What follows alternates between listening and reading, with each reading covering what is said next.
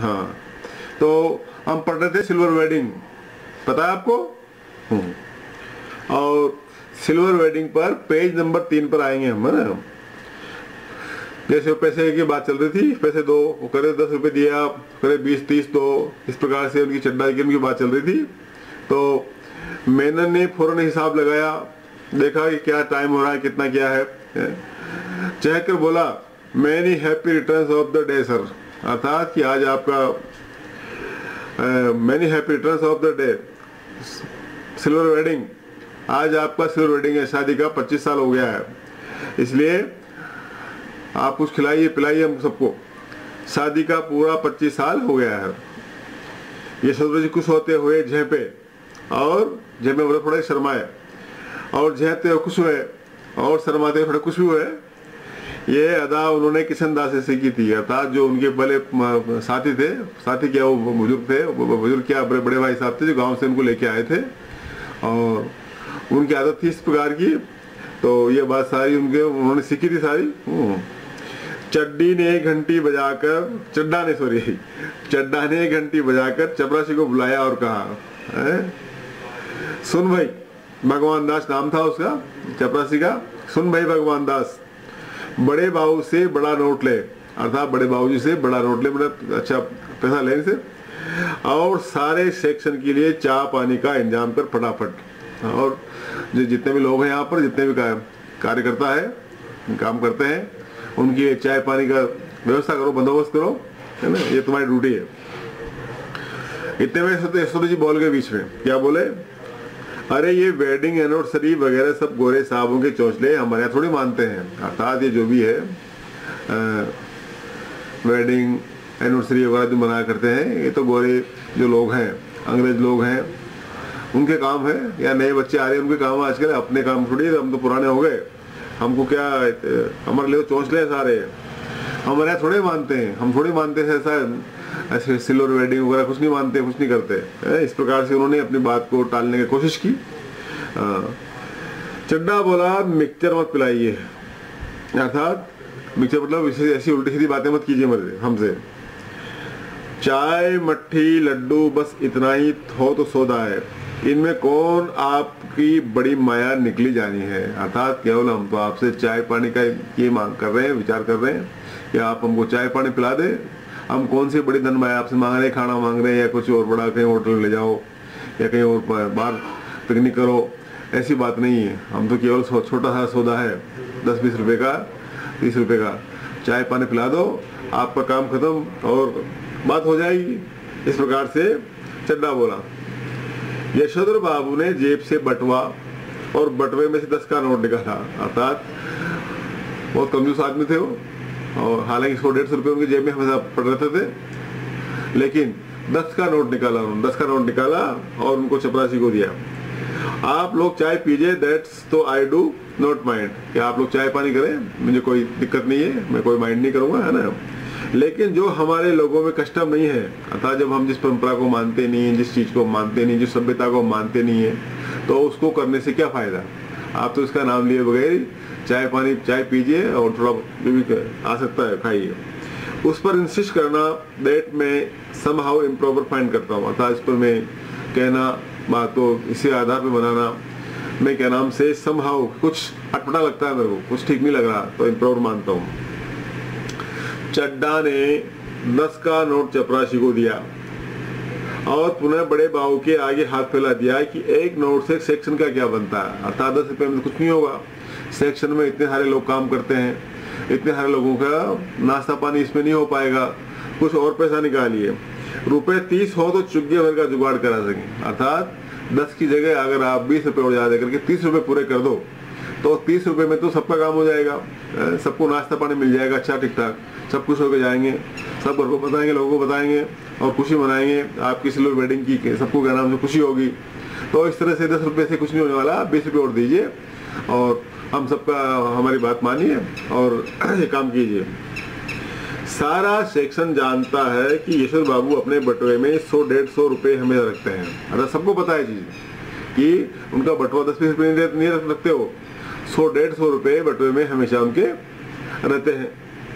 भले ही उनका दैनिक खर्च नगण्य हो, अर्थात चाहे उनकी कुछ खर्च हो या ना हो, खर्च करना हो या न करना हो, लेकिन 100-150 रुपये बटुए में हमेशा रखे रहते हैं। दैनिक खर्च जो दिन में जो खर्च करते हैं, नगण्य मतलब कुछ नहीं हो तो भी या नहीं हो तो भी तभी 150 रुपये वो अपने पास रखते हैं। ये सारी बात की जो उनके कर्मचारी है, सारे शागिर्द उनके क्या नाम से जो काम करने वाले हैं, वो सब इस बात को जानते हैं। और तो और बस टिकट का खर्च भी नहीं, गोल मार्केट से सेक्रेट तक पहले पैदल साइकिल में आते जाते थे, इधर पैदल आने जाने लगे हैं। हाँ, अर्थात उनका तो टिकट का खर्चा भी नहीं होता है, क्योंकि वो तो पैदल ही चलते हैं, गाड़ी में नहीं बैठते हैं।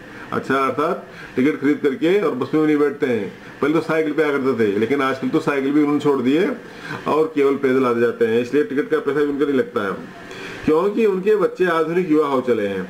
और जब बच्चे हैं, जब देखते हैं कि पिताजी साइकिल पर जा रहे हैं, तो बच्चों को भी शर्म आती है, इसलिए वो डांटा टूटी करते होंगे, कुछ मना क्या करते होंगे, तो उन्होंने पैदल आना शुरू कर दिया।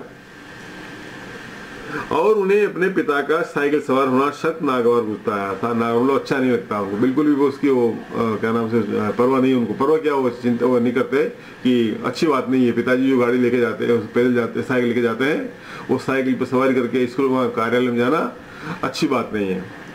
बच्चों के अनुसार साइकिल चपरासी चलाते हैं, अर्थात आजकल जो साइकिलें हैं वो चपरासी में चलाते हैं, आजकल तो गाड़ियाँ लेके आते हैं, बाइक लेके आते हैं, लेकिन उस जमाने में साइकिल मान लो, साइकिल भी ठीक है, तो जो साइकिल लोग, जो चपरासी लोग हैं, वो क्या नाम से साइकिलों पे आते हैं। बच्चे चाहते हैं कि पिताजी स्कूटर ले लें, अर्थात उनके बच्चों की इच्छा है, बच्चों की मर्जी है कि पिताजी साइकिल के बजाय पैदल जाकर के और अपना कोई स्कूटर खरीद ले, और स्कूटर पे कम से कम अपने कार्यालय जाए तो अच्छा लगे, उनकी भी इज्जत बनी रहे और हमारी भी इज्जत बनी रहे। इस प्रकार का थोड़ा सा वो बच्चों का मानस था। लेकिन पिताजी को समहाउ स्कूटर निहायत बेहुदा सवारी मालूम होती है, लेकिन पिताजी उसको बिल्कुल पसंद नहीं करते हैं। समहाउ कुछ बेकार, ठीक नहीं है उनके लिए, अच्छा नहीं है। और कार जब अफोर्ड की नहीं जा सकती तब उसकी बात सोचना ही क्यों, अर्थात कार महंगी आती थी और कार को जो अफोर्ड कर नहीं सकते तो उसके बारे में सोचना भी क्या है, नहीं सोचना। कम से कम स्कूटर तो ले ही सकते हैं, स्कूटर चला ही सकते हैं, तो स्कूटर आ जा सकते हैं, लेकिन वो भी उनको समहाउ इम्प्रॉपर अच्छी बात नहीं लग रही है उनको ना। चड्डा के जोड़ देने पर बड़े बाबू ने 10-10 के 2 नोट 2 और दे दिए। ठीक है, चड्डा ने जब इतनी बात कही कि भाई आपको क्या, हम थोड़ी आपसे धर्माया मांग रहे हैं और आपसे क्या नाम से 20 रुपये मांग रहे हैं, 30 रुपये आप दे दीजिए। तो उन्होंने 10 तो पहले दे दिए थे और 10 के 2 नोट और निकाले और चपरासी को दे दिए।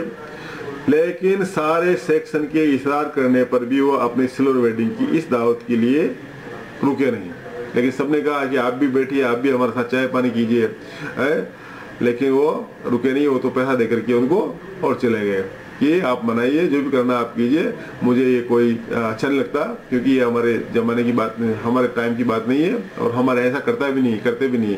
ये तो इस प्रकार की जो कार्यक्रम है, ये तो ऊंचे लोग या गोरे लोग, बड़े लोग, सब लोग करते हैं। मात होते हैं अपने जो अधीन काम करने वाले, अपने जो नीचे काम करने वाले लोगों से चलते चलाते थोड़ी हंसी मजाक कर लेना कृष्णदा की परंपरा में है, अर्थात जो उनके वो पूर्व के जो साथी थे वो इसी प्रकार किया करते थे, हंसते हंसाते उनकी जो आदत में था वो आदत उन्होंने पकड़ रखी है। उनके साथ बैठकर चाय पानी और गप गपाष्ट में वक्त बर्बाद करना उस परंपरा के विरुद्ध था, अर्थात वो एक मानते थे कि इस प्रकार से समय के बाद अपने जो मातहत, अपने जो अधीन अधिकारी है, उनके साथ बैठना, उनके साथ चाय पीना, उनके साथ क्या नाम से कार्य करना, इस प्रकार से उनको अच्छा नहीं लगता था। तो वे इसको परंपरा के अपनी जो कार्यशैली है उसके विरुद्ध वो मानते थे। ठीक है भाई। इधर यशोधर बाबू ने दफ्तर से लौटते हुए रोज बिरला मंदिर जाने और उसके उद्यान में बैठकर कोई प्रवचन सुनने अथवा स्वयं ही प्रभु का ध्यान लगाने की नई रीत अपनाई है। अब क्या करते हैं, वो वहां जाते हैं पैदल, रास्ते में बिरला मंदिर पड़ता है, बिरला मंदिर में प्रवचन चलते रहते हैं और प्रवचन के नाम से वो सुनते हैं, और प्रवचन नहीं भी हो तो वहाँ बैठते हैं थोड़ी देर और बैठ के खुद ध्यान लगाते हैं। अर्थात इस प्रकार की परंपरा, इस प्रकार की जो क्या नाम से आदत उनकी हो गई है, तो वो करते हैं। समझ लो बात को। जाते हो वो बिरला मंदिर को तक जाते हैं और से जाते हैं और वहाँ पर प्रवचन चल रहा हो तो बैठ जाते हैं, थोड़ी देर सुन लेते हैं, और कभी मान लो नहीं सुन रहा हो थोड़ी देर बैठ करके और ध्यान योग आदि वो लगाते हैं। यह बात उनके पत्नी बच्चों को बहुत असर करती है, अर्थात जो ऐसा करते हैं वो, तो उनके बच्चे और उनकी पत्नी को ये बात पसंद नहीं है, वो अच्छा नहीं मानते इसको, वो इनको क्या इतना बड़ा अधिकारी है और इस पर काम करते हैं पुराने, तो वो अच्छी बात नहीं है, करती है उनको। बब्बा तो बच्चे लोग कहते हैं उनको, बब्बा आप कोई बुढ़े थोड़ी है जो रोज रोज मंदिर जाए हैं और इतने ज्यादा व्रत करें, ऐसा कहते हैं वो, अर्थात आपको बुढ़े नहीं है, अभी आपकी उम्र है, अभी तो बहुत टाइम है आपका बुढ़े होने में, तो आपको अच्छा नहीं लगता, आपको शोभा नहीं देता। ये काम बुढ़े लोगों का है जो अपने कार्यालय से आते वक्त मंदिर में जाते हैं और वहाँ पर ध्यान प्रवचन सुनते हैं, आपको ठीक नहीं लगता। तो ऐसा उनके बच्चे, उनकी पत्नी उनसे कहती है। इतने ज्यादा व्रत करें, व्रत होता है उपवास जो दिन में करते हैं व्रत, एक टाइम खाना खाना आदि, है ना, ऐसा कहते हैं और उनके बच्चे उनको ऐसा सुनाते हैं। यशोधर बाबू इस आलोचना को अनसुना कर देते हैं, अर्थात जो अनसुना वो बाबू है वो क्या नाम से उनकी इस बात को ध्यान नहीं देते, वो सुन लेते हैं लेकिन अनसुना कर देते हैं, जो करते हैं वही जो उनको अच्छा लगता है। सिद्धांत के धनी की किशनदा के अनुसार ये निशानी है, अर्थात अपने वसूलों के पक्के हैं, वसीलों के पक्के होने के कारण जो उनको मन में आता है वही करते हैं, वो सुनते नहीं किसी की, सुनते सब है लेकिन करते अपने हिसाब से, तो ये उनकी निशानी है। बिड़ला मंदिर से उठकर यशोधर बाबू पहाड़गंज जाते हैं, फिर वहां से तो पहाड़गंज आता है, रास्ते में बिड़ला मंदिर पहले आता है, बिड़ला मंदिर के बाद पहाड़गंज आता है और घर के लिए साग सब्जी खरीदते हैं। जहाँ सब्जी मंडी है उस सब्जी मंडी से क्या नाम से घर के परिवार के लिए साग सब्जियां और लेते हैं। किसी से मिलना मिलना हो तो वो इसी समय कर लेते हैं, और बीच में कोई किसी को याद आ गया, कोई दोस्त है कोई मित्र है, तो वो उसी समय उसी से मिल लेते हैं, उसी समय में वो ये सारा काम कर लेते हैं। सब्जी लेना, मंदिर जाना और जो अपने में परिचित है उन परिचितों से मिलने का काम, जुड़ने का काम भी वो कर लेते हैं। तो भले ही दफ्तर 5 बजे छूटता हो, वो घर 8 बजे से पहले नहीं पहुंचते, अर्थात उनकी आदत है, उनकी आदत में है कि घर पर 8 बजे से पहले नहीं जाएंगे वो। तो भले दफ्तर 5 बजे छूटे, 5 बजे का टाइम रहता है दफ्तर का, अर्थात 5 बजे वहाँ रहते हैं और 5 बजे बाद जो घर से वहाँ से दफ्तर से निकलने के बाद घूमते फिरते बिड़ला मंदिर पहाड़गंज होते हुए, सब्जी मंडी से सब्जियाँ लेते हुए और जो भी सामान लेते हुए, जो भी अपने परिचित है उनसे कोई मिलने का काम आ गया तो मिलते हुए चाय पानी पी के आराम से 8 बजे तक घर पहुंच जाते हैं। आज बिड़ला मंदिर जाते हुए ईश्वर बाबू की निगाह उस आहते पर पड़ी जिसमें कभी किशनदा का 3 बेडरूम वाला क्वार्टर हुआ करता था। अर्थात जब आज की बात है, उस दिन की बात है कि जब पहाड़गंज होते जा रहे थे तो उधर उनकी निगाह गई, जिस निगाह कौन सी, जहाँ पर किशनदा 3 कमरे का मकान था एक, वहां पर पड़ी उनकी, तो जिसमें वो रहा करते थे और जिस पर इन दिनों एक 6 मंजिला इमारत बनाई जा रही है, अर्थात उस मकान को तोड़ दिया गया है। कौन सा मकान, जहाँ पर किशनदा रहा करते थे उसको तोड़ दिया गया है, उस पर एक 5 मंजिला 6 मंजिला जो आगे ना मल्टी स्टोरेज वो बन रही है, क्योंकि अब नया युग शुरू हो गया था उसमें और ये मल्टी स्टोरेज का, तो वहां पर मल्टी स्टोरेज बनाई गई जा रही है। इधर से गुजरते हुए कभी के DIZ एरिया की बदलती शक्ल देखकर ईश्वर बाबू को बुरा सा लगता है, अर्थात जब वहां से निकलते और जो इस पर काम हो रहे हैं वहां पर, तो उनको अच्छा नहीं लगता, उनको अपनी पुरानी जो यादें हैं, पुरानी बातें हैं वो याद आती हैं। ये लोग सारा गोल मार्केट क्षेत्र तोड़कर यहाँ 1 मंजिला क्वार्टरों की जगह ऊंची इमारतें बना रहे हैं, अर्थात जहाँ पर सिंपल मकान बने हुए थे, जहाँ पहले कर्मचारी रहा करते थे, जहाँ क्वार्टर्स बने हुए थे, उन क्वार्टर्स को तोड़ करके और 2 मंजिला 5 मंजिला 6 मंजिला जो बड़ी बड़ी क्वार्टर्स वो बना रहे हैं। तो वो ईश्वर बाबू को जरा अच्छा नहीं लगता, जरा उनको ठीक नहीं लगता। ईश्वर बाबू को पता नहीं कि वे लोग ठीक कर रहे हैं कि गलत कर रहे हैं, अर्थात वो सोचते नहीं ज्यादा है कि जो बहुमंजिला मकान बनाए जा रहे हैं, बिल्डिंग बनाई जा रही है वो अच्छी है गलत है, तो वो उसके बारे में ज़्यादा सोचते नहीं थे, लेकिन वो सोचते हैं कि गलत हो रहा है, जो भी हो रहा है गलत हो रहा है। उन्हें जरूरत पता है कि उनकी यादों के गोल मार्केट के ढाए जाने का गम मनाने के लिए उनका इस क्षेत्र में रहना निहायत जरूरी है, अर्थात बिल्डिंग बने या नहीं बने, लेकिन उनका यहाँ से रहना, यहाँ से जाना जरूरी है। उन्हें एंड्रूजगंज जगह है, लक्ष्मीबाई नगर, पंडारा रोड आदि नई बस्तियों में पद की गरिमा के अनुरूप डी टाइप क्वार्टर मिलने की अच्छी खबर कई बार आई है। डी टाइप जिसमें 2 कमरे होते हैं, है ना, तो कि वहां पर उनको मकान मिल जाएगा तो वहां रह लेंगे वो। मगर हर बार उन्होंने गोल मार्केट छोड़ने से इनकार कर दिया, लेकिन वो चाहते हैं कि गोल मार्केट में रहे, उनका जो जहाँ रह रहे हैं वहीं रहे, उसको बार बार चेंज नहीं करें। अच्छी बात नहीं सामान इधर से लाना, और उनके स्वभाव में भी ये चीज़ नहीं है, तो वो वहीं रहे, इनकार कर दिया उन्होंने। जब उनका क्वार्टर टूटने का नंबर आया तब भी उन्होंने इस क्षेत्र की इन बस्तियों में बचे हुए क्वार्टरों में एक अपने नाम अलर्ट कर लिया, अर्थात जो क्वार्टर टूटी जा रही थी है, तब भी उन्होंने वहीं रहा कि मैं तो यहीं रहूंगा, उसी को जगह पर लिया। पत्नी के पूछने पर कि जब ये भी टूट जाएगा तब क्या करोगे, पत्नी ने कहा कि भाई ये जो आपकी क्वार्टर है ये भी टूट जाएगी, इसको भी तोड़ देंगे, तब फिर आप क्या करोगे। जब टूटती जा रही है तो टूटने से पहले कोई बंदोबस्त कर लो, जब वहाँ आपको जगह मिल रहा है तो वहाँ ले लो, तो तब क्या करें। उन्होंने कहा तब की तब देखी जाएगी, जब होगा ऐसा तब देखा जाएगा, अभी तो रह रहे हैं रहो, जब ऐसा होगा टूटेगी तो टूटने दो, है, जब ले लेंगे,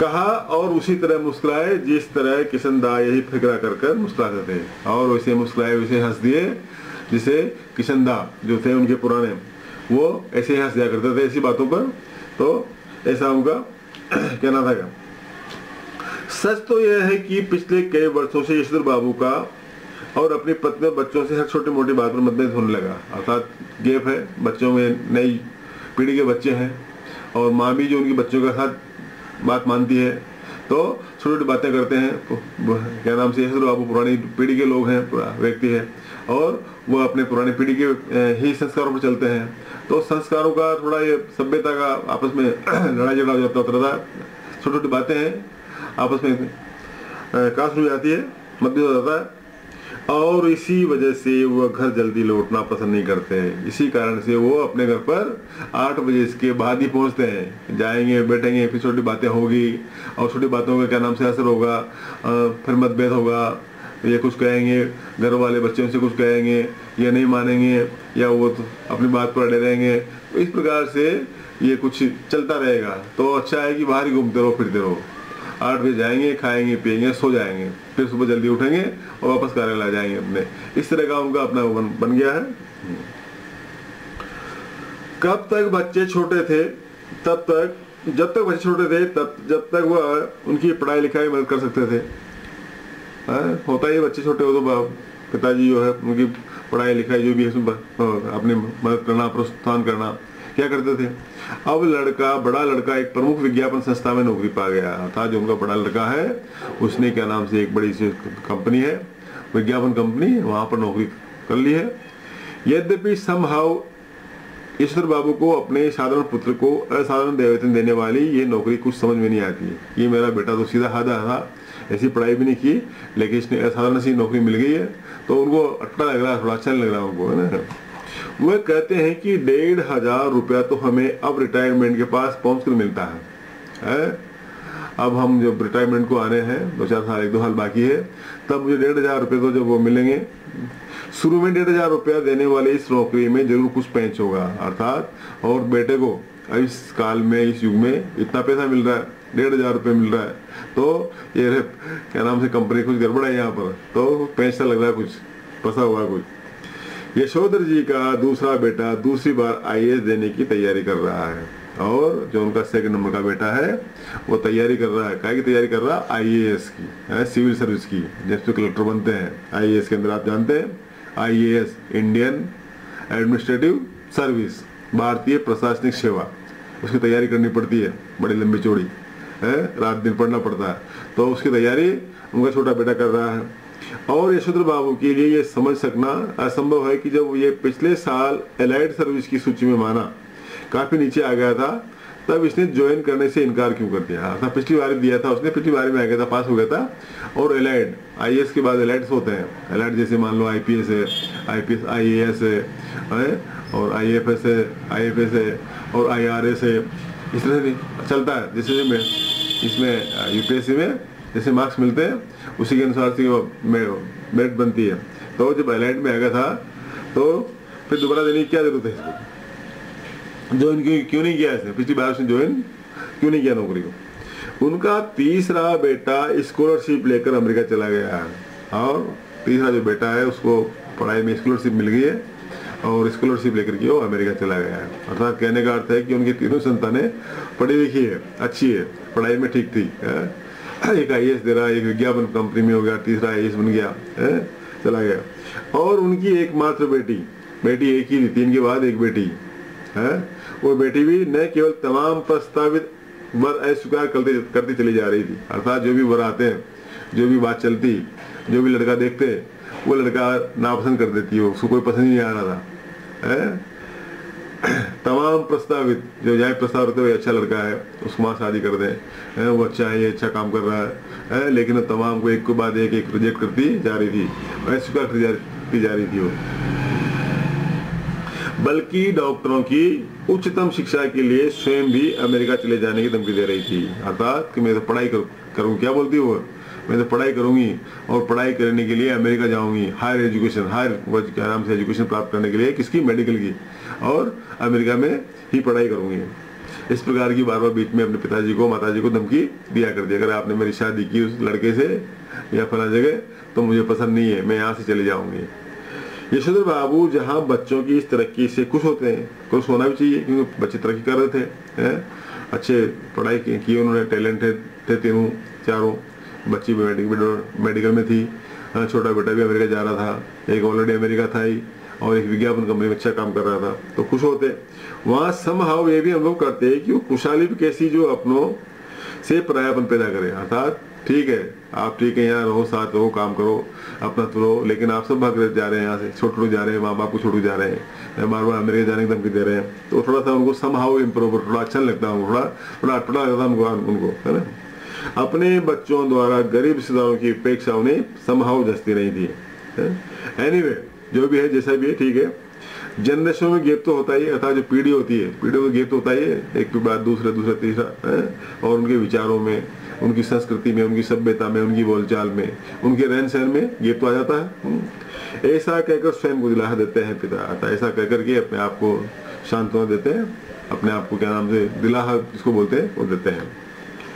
यद्यपि यशोधर बाबू की पत्नी अपने मूल संस्कारों से किसी भी तरह आधुनिक नहीं है, जैसी थी पुरानी वैसी ही है, लेकिन कुछ विचार उनके अपने बच्चों के साथ जुड़ गए हैं तथा ये बच्चों की तरफदारी करने की मात्र सुलभ मजबूरी ने भी मांड बना दिया है। अर्थात जो बीच में बच्चे उनकी बात करते, उन बच्चों की वो तरफदारी करती, उनकी जो क्या नाम से साथ चलती, तो मांड मतलब होती है आधुनिक बन गई है। अर्थात पुराने होने के बावजूद भी आधी आधुनिक से ही हो गई हो, रहन सहन वैसा ही पुराना ही है उनका, लेकिन विचारों से हो गई है।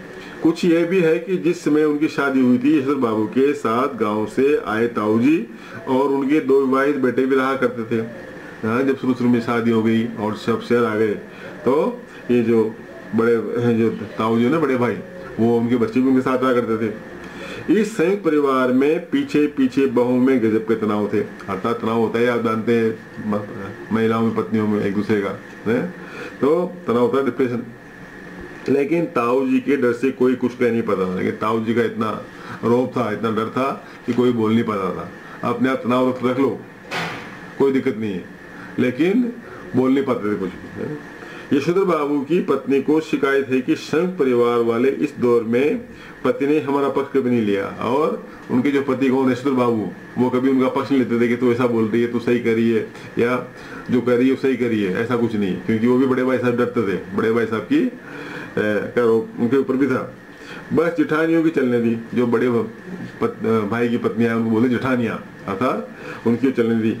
उनका ये भी कहना है कि मुझे आचार व्यवहार के ऐसे बंधनों में रखा गया मानो मैं जवान औरतें बूढ़ा थी। अर्थात उनकी पत्नी बोलती है कि मैं ऐसे रही घर में जैसे कोई जवान नहीं, मैं तो बूढ़िया हो गई हूँ और बुढ़ों की तरह व्यवहार करती हूँ, ऐसा मुझे उनकी पत्नी छोटे वाईडी पंत की जो पत्नी है वो कहा करती थी। जितने भी नियम इनकी बुढ़िया ताई के लिए थे वो सब मुझ पर लागू करवाए, ऐसा कहती घर वाली बच्चों से। अर्थात वो बच्चों से और बोलती कि जैसी इनकी भाभियाँ हैं, जैसी बड़ी वो है, जैसा व्यवहार जैसा उनसे उनका करते थे उनकी तरह मेरे से करवाते थे, है ना। बच्चे उससे सहानुभूति व्यक्त करते हैं, अर्थात बच्चों की जो पीड़ा, जो सिंपैथी, वो अपनी माँ की ओर थी।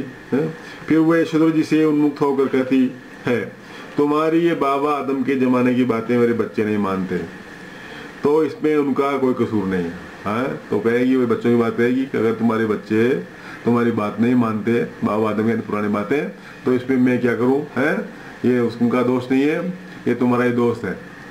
दोस्त मतलब कसूर है।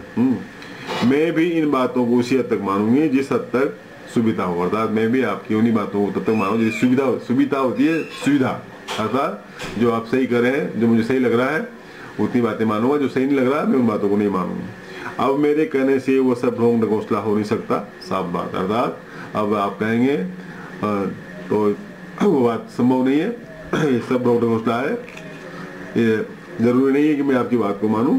ऐसा हो कहती थी। 11 बज गई आज, ठीक है इतना ही बेटा। अंशुमान, ज्योतिरादित्य, क्रिस, ठीक है सर। ठीक है आज बेटा इतना ही। ठीक है। ओके बेटा, है ना, ठीक लगा थोड़ा सा।